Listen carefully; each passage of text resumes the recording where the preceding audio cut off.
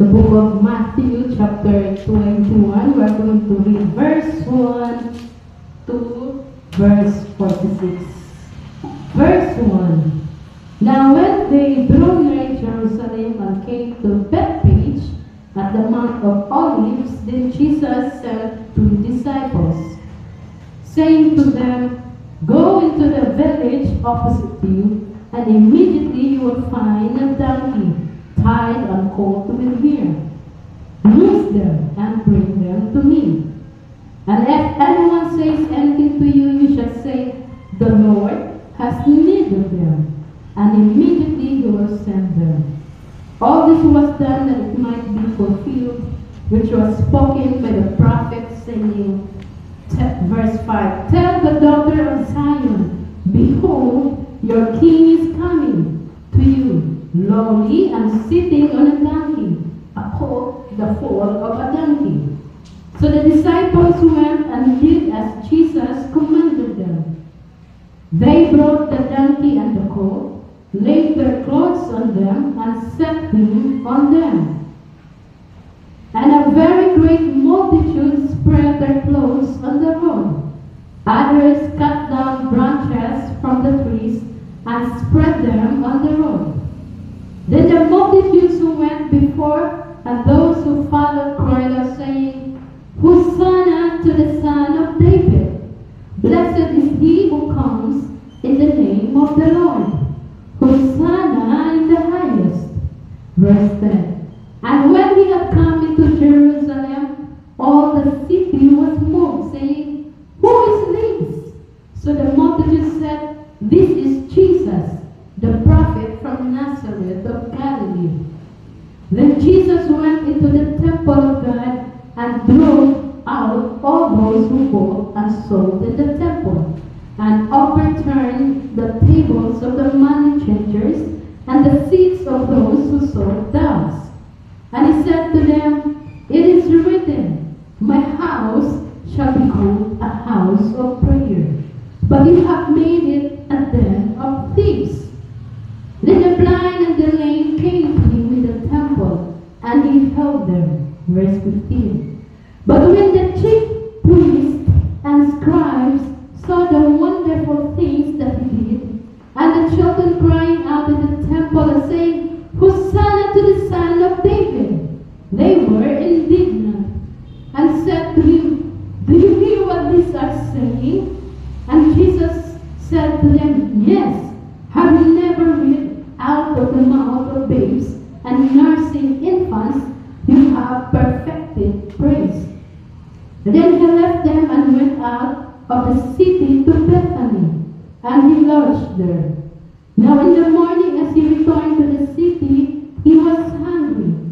And seeing a fig tree by the road, he came to it and found nothing in it but leaves,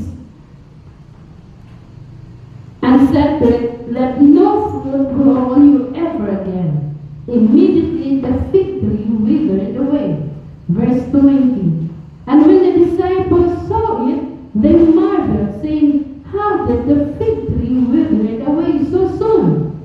So Jesus answered and said to them, "Assuredly I say to you, if you have faith and do not doubt, you will not only do what was done to the fig tree, but also if you say to this mountain, 'Be removed and be cast into the sea,' it will be done. And whatever things you ask in prayer, believing, you will receive."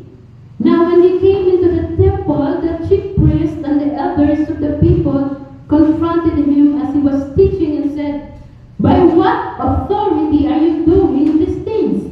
And who gave you this authority?" But Jesus answered and said to them, "I also will ask you one thing, which if you tell me, I likewise will tell you by what authority I do these things." Verse 25. The baptism of John, where was it from? From heaven or from men? And they reasoned among themselves, saying, "If we say from heaven, he will say to us, 'Why then did you not believe him?' But if we say from men, we fear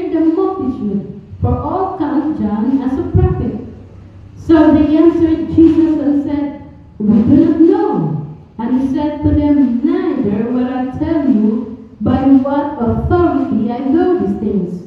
But what do you think? A man had 2 sons, and he came to the first and said, Son, go work today in my vineyard. He answered and said, I will not.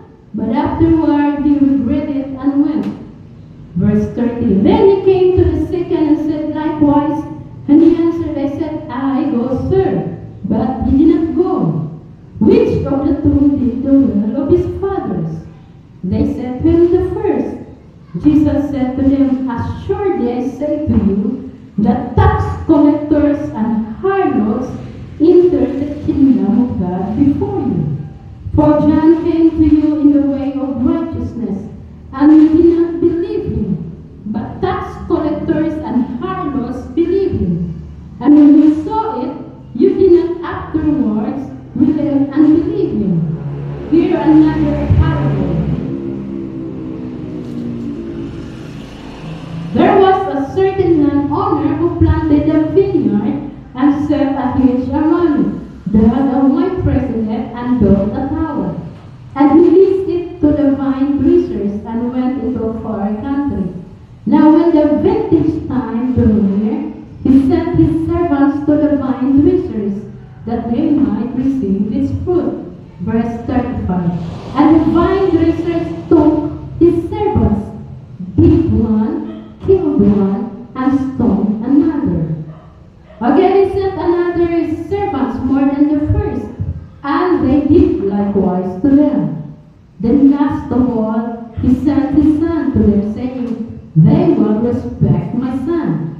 But when the vine dressers saw the son, they said among themselves, this is the heir. Come, let us kill him, and seize his inheritance. So they took him and cast him out of the vineyard, and killed him. Verse 40. Therefore, when the owner of the vineyard comes, what he will do to those vine dressers? 41. They said to him, he will destroy those wicked men miserably, and leave his vineyard to other vine dressers, who will render to him the fruits in their seasons. Jesus said to them, have you never read in the scriptures, the stone which the builders rejected has become the chief cornerstone. This was the Lord's doing, and it is marvelous in our eyes.